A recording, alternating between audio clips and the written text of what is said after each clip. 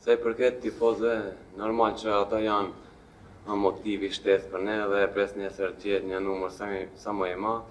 Shpresoj edhe ballistët do jenë një numër më i madh se çdo janë lojtarë joni 12 dhe besoj që do na lehtësojnë vim deri aty te fitoria.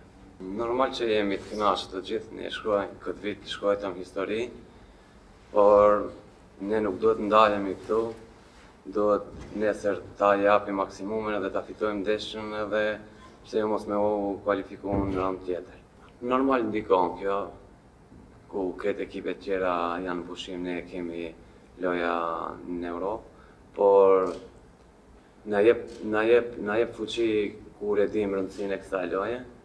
Kur me këtë fitore mundemi të kualifikohemi në raundin tjetër, kështu që ne jemi të gatshëm, jemi të motivuar, do japim maksimumin edhe shpresoj që 2 ndeshjet e fundit s'ka qenë fati në anën tonë, besoj që ata do na kthejnë edhe me pak fat edhe ta fitojmë këtë ndeshje.